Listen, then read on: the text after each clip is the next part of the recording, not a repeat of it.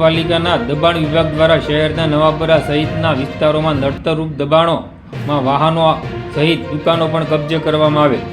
ભાવનગર શહેરના નવાપરા વિસ્તારમાં છેલ્લા ઘણા સમયથી જૂના વાહનોને લે વેચ કરતા વેપારીઓ સહિત અનેક ગાડીઓ સર્વિસ કરતા ગેરેજવાળા સહિતના અનેક નડતરરૂપ દબાણો અંગે વારંવાર ફરિયાદો આવતા આખરે મહાનગરપાલિકાની દબાણ વિભાગની ટીમ દ્વારા 2 દિવસમાં કાર્યવાહી હાથ ધરવામાં આવી હતી, જેમાં રસ્તા પર નડતરરૂપ કેબિનો, દુકાનોના શેડ સહિતના દબાણો હટાવી કબજે કર્યા હતા. જ્યારે જૂની ગાડીઓની લે વેચ કરતા વેપારીઓ દ્વારા પણ નડતરરૂપ વાહનો રાખવામાં આવતી આખરે 19 જેટલા વાહનો કબજે કર્યા હતા અને નવાપરા વિસ્તારમાંથી દબાણો દૂર કર્યા હતા. ત્યારે મહાનગરપાલિકાના દબાણ વિભાગ દ્વારા કરવામાં આવેલ કામગીરીને લઈને વાહન ચાલકો દ્વારા આ કામગીરી આવકારવામાં આવી હતી. ત્યારે કામગીરી દબાણ વિભાગ દ્વારા કાયમી યથાવત રહે અને નડતરરૂપ દબાણો કાયમી માટે હટે અને લોકો માટે રસ્તો કાયમી માટે ખુલ્લો રહે તેવી લોકોમાં પણ માંગ ઉઠી છે.